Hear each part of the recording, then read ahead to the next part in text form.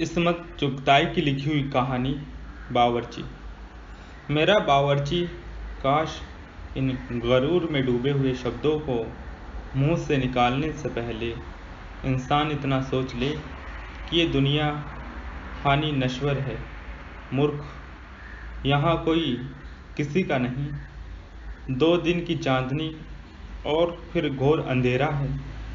तेरा मेरा कुछ नहीं तो फिर बावर्ची जैसी न टिकने वाली हस्ती को जो चलती फिरती छाया है, आज यहाँ कल वहाँ, किसी को कैसे हो सकती है बेटे। आज मज़े से कौरमा उड़ा रहे हैं तो कल एक एक टुकड़े को मोहताज। होटलों की दर दर खाक छान रहे हैं। अभी अभी ये सोच रहे हैं कि इतवार को जो दोस्तों की दावत की है उसमें शाही टुकड़े और फिरनी काफ़ी होगी, या 2-4 अंग्रेज़ी मिठाइयाँ भी बनवा ली जाएं। और बावर्ची तो है ही, क्यों न लोगों पर रौब डाल दिया जाए। लेकिन अचानक खबर मिलती है कि बावर्ची को शरीफ या प्यारे पड़ोसी ने 5 रुपया अधिक देकर हजम भी कर लिया। जैसे चील झपटा मारकर बच्चा पंजों में दबोच ले जाती है और गरीब मुर्गी रोती रह जाती है।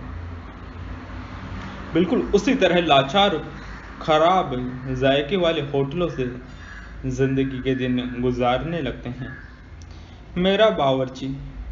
जी मैंने गलती की, काश मेरा भी कोई बावर्ची होता।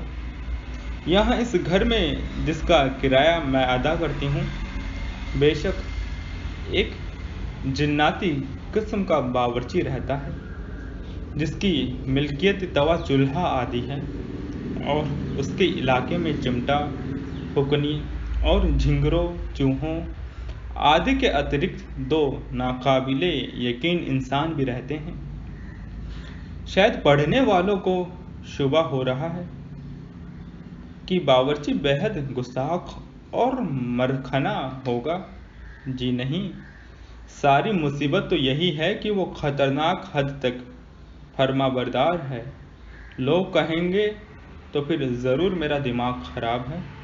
जी नहीं, जहाँ तक आप मेरे बावर्ची की राय लें तो वो ज़रूर जानता के लाभ के मकसद से मुझे ख़त्म कर देने या किसी दिमागी अस्पताल में दाखिल करने का मशवरा देगा। हाँ, तो काश ये बावर्ची और दूसरे बावर्चियों की तरह ज़रा बदतमीज, थोड़ा सा गुस्ताख और ज़िद्दी होता तो ज़िंदगी कितनी दिलचस्प और अच्छी गुजरती। मगर वो थोड़ा सा असभ्य होता तो मैं कितनी आसानी से कुर्सी पर उकड़ू बैठकर खाना खा सकती, क्योंकि मुझे इस तरह खाने में मज़ा आता है। मगर क्या होता है, जो ही मैं कुर्सी पर आलथी पालथी मारती हूँ, उसे या तो जादू के ज़ोर से पता चल जाता है, मेरी जाकर शिकायत करता है और किसी न किसी बहाने सर झुकाए, आंखें नीची किए, पीठ पर हाथ बांधे आ जाता है। अगर उसकी शरारत बीच में ना आती तो उसके पकाए हुए खाने की तौहीन की सज़ा में वो मुझे कुर्सी पर से धक्का देकर गिरा देता। अब मैं लाख चाहती हूँ कि ढिठाई वाले वैसे ही बैठी रहूं, मगर न जाने कौन सी चुंबकीय शक्ति से बेजान होकर मेरे पैर स्वयं कुर्सी से फिसलकर लटक जाते हैं। उस समय मेरी इतनी जलालत होती कि कुछ मैं ही जानती हूँ। कमतरी का एहसास एकदम काबिले बर्दाश्त तरीके से बढ़ जाता है और अपनी हस्ती बहुत नाकारा, छोटी और बेकार मालूम होने लगती है। साथ साथ देखती हूँ कि मैं उस छुरी से जो केवल मछली खाने के लिए लगाई गई थी, आके कबाब खा रही हूँ। मेरी बुज़दिली कहती है कि जालिम की नज़र बचाकर छुरी बदल लूँ। बगावत कहती है नहीं, इन पाबंदियों को तोड़कर आज़ाद हो जाऊँ, इसलिए गलत छुरी से गलत खाना खाने पर बहुत इस्तेमाल से मसरूफ़ रहती हूँ। मैं तरक्की पसंद हूँ, किसी की हुकूमत सहना शान के खिलाफ समझती हूँ। बावर्ची कुछ नहीं बोलता, लेकिन उसके ये तो अर्थ नहीं कि खामोश रहता है। कुदरत के बनाए हुए असूल पर अमल करके वो ज़बान से बोलना अपनी हतक समझता है, मगर उसका झुका हुआ सर पश्चाताप से हिलता है। नीली आंखें उस शर्मनाक नज़ारे की ताब न लाकर और झुक जाती हैं। कंधे नफरत और हिकारत से मुतासिर होकर अर्थपूर्ण झटके देते हैं, और जिस तरह बिल्ली को देखकर चूहा हिम्मत हार जाता है, मेरी भी तमाम शक्तियाँ थम जाती हैं। छुरी कांटे रस्सियाँ तुड़ा हाथों से भगाना शुरू कर देते हैं, और ऐसा मालूम होता है आलू के कबाब नहीं खा रही हूँ, बल्कि झक मार रही हूँ। थक हार कर छुरी कांटे को सीधा सीधा प्लेट में लिटा देती हूँ। खुदाए बावर्ची खाना के इशारे से बहरा मौत के फरिश्ते की तरह प्लेट मेरे सामने से झपट जाता है, और आधा खाया हुआ वो कबाब के ख्याल को खून के घूंट की तरह पी कर रह जाती हूँ। प्लेटों की उस आवाज़ के कारण दिमाग का संतुलन कुछ ऐसा बिगड़ जाता है कि बदहज़मी की नौबत पहुँच जाए। फिर भी एक न मिटने वाली भूख छाई रहती है। जब से ये बावर्ची आया है, ऐसा मालूम होता है कि मैं खुद अपने घर मेहमान आई हूँ। खैर, अगर इतनी सी बात होती तो सब्र आ जाता। दिल को समझाती कि दुनिया भी तो एक सराय है, हम सब मेहमान तो हैं। न जाने कब सफ़र की तैयारी शुरू हो जाए। मुझे इस सफ़र से बिल्कुल इनकार नहीं, लेकिन ये भी नहीं जानती कि समय से पहले कुछतम पुश्तम भाग निकलूं। आत्महत्या पाप है, मगर मैं सच बयान करती हूँ कि अगर मैं इस बुरे काम की कभी करने वाली हो जाऊं, तो कानून से फांसी इस बेरहम बावर्ची को मिलना चाहिए। मैं सब कुछ बर्दाश्त कर सकती हूँ, मगर ये जो आए दिन खानों के तजुर्बे किया करता है, उन्हें सहना मेरे बस का रोग नहीं। दुनिया जानती है कि खाना इंसान की दिलचस्पी के लिए पकता है, न कि इंसान खाने के नाज उठाने के लिए। ज़बान खाने चखती है, न कि खाना ज़बान को। फिर क्या कारण है कि ये जालिम ऐसे नए खाने बनाता है जो अगर आतिशबाजी के लिए प्रयोग किए जाए तो कानून की मार में डर आ जाने का डर हो। पहली बात तो उन खानों की पहचान करना ही मुश्किल होगा। चिमटे, फुकनियाँ और बेलन आदि से पक गए हैं। खैर, जब ये गलत फहमी दूर हो गई तो पूछिए कि ये क्या है जिस खुराक इंसानी होने का इल्ज़ाम थोपा गया है। कभी मालूम होगा रोटी की ठोस गोलियों को घी मसाले में लिथड़ दिया गया।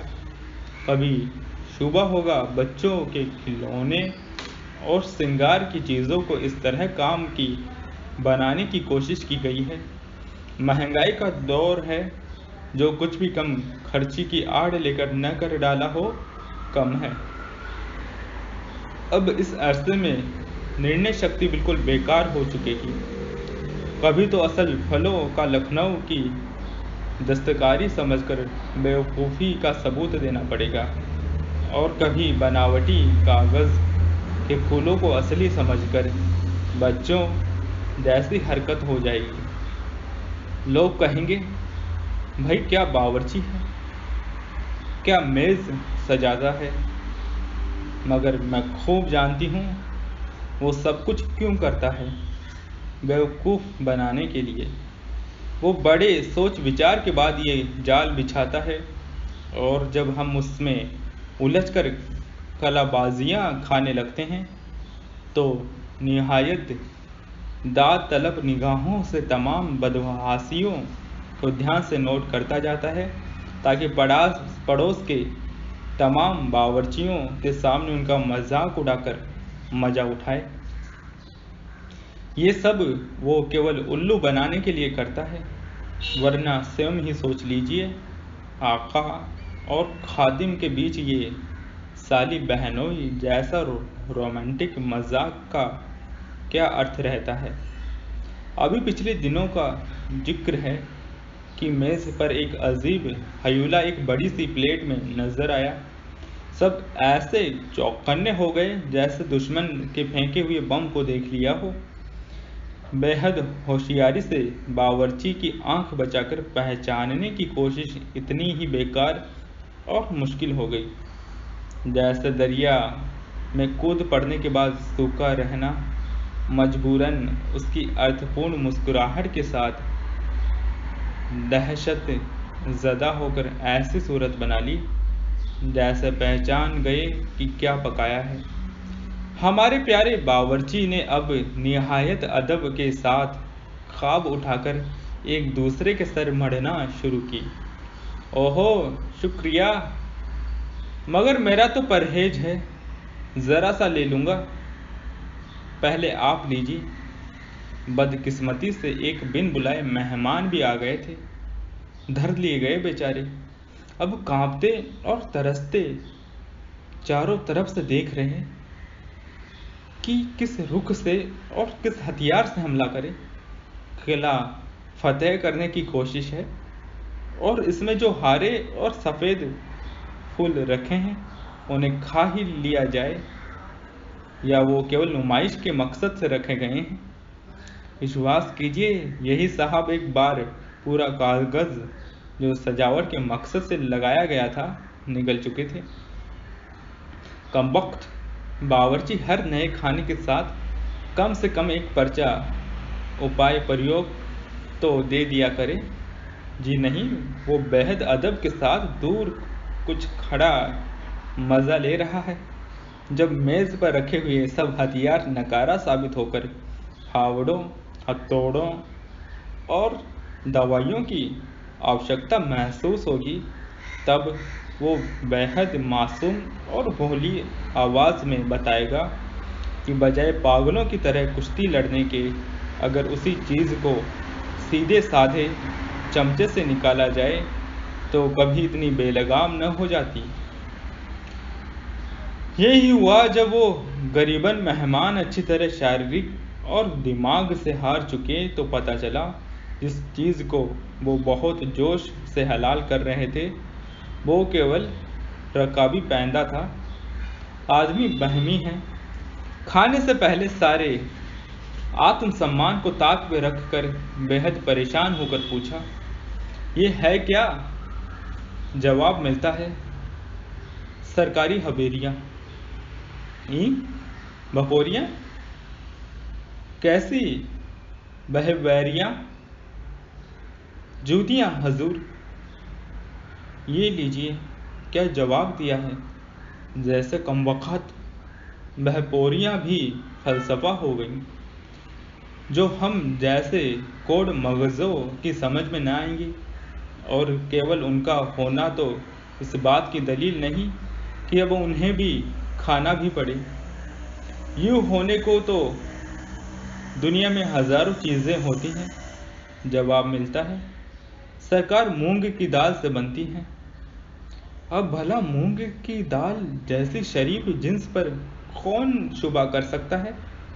अगर नारियल के खोल, छुआरे की गुठलियों आदि से ये हरकत हो जाती तो काबिले माफ़ी, मगर ये मूंग की दाल और इस दर्जा कमबख्त। मगर इसके साथ साथ ये भी समझा देता है कि ये बहनोरिया नसीम, अशोक कुमार, चंद्रमोहन, देविका रानी आदि का पसंदीदा खाना है। अब किस में इतनी शक्ति रह जाती है कि इन अजीमुशान बहपोरियों को खाने से इनकार करे, जिन्हें नसीम, कौन नसीम, वहीं पुकार की मलिका नूरजहां पसंद कर चुकी हैं।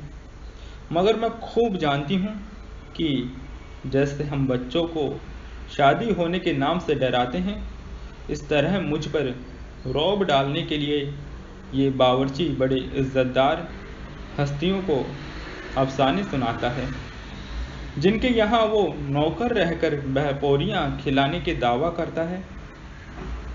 और ये भी मुझे मालूम है कि इन बेचारियों से सरमुफ्त इल्ज़ाम थोप रहा है। अगर हमारे सिवा किसी खुददार और होश रखने वाले इंसान के सामने ये इन मनहूस बहपोरियों का नाम भी ले लेता तो आज यूँ हंस हंस कर हमारे सीने पर मूंद न दलता होता, कभी का ऊपर पहुंच चुका होता, और आज मैं बजाय अपनी कमी पर मातम करने के उसका मर्जिया लिखकर शोहरत हासिल कर चुकी होती। मुझे ये पता चला है कि इस समय तमाम पढ़ने वाले मेरे वजूद पर लानत भेज रहे हैं। हूहड़ हूँ, खानादारी से परिचित नहीं, वरना औरत होकर एक मामूली बावर्ची से इस हद तक बदने का और दबने का क्या अर्थ। तो मेरा ये कहना है कि मेरा बावर्ची नाजुक नस्ल से नहीं, जिसे ज़बरदस्त नस्ल रौब में ला सके वो बावर्ची है। तलना, पकाना, भूनना, झुलसना और जलाना उसका पेशा, कुचलना, पीसना और काटकर नमक छिड़कना उसकी व्यस्तता। अच्छी बातों से उसे कोई वास्ता नहीं, मगर बावजूद इन मजालिमे माशुकाना के अगर बावर्ची को बुखार आ जाए, किसी शादी ब्याह में छुट्टी पर चला जाए, या कोई बेईमान पड़ोसी उसे हड़प कर जाए, तो सारे घर का वही हाल होता है जो दूध पीते बच्चे की दूध की बोतल टूट जाने पर। बात यह है कि वो हमारा आका है और हम उसके। क्षमा कीजिए, मैंने गलत कहा, मेरा मतलब है वो हम इसको खैर जाने ही दीजिए अब।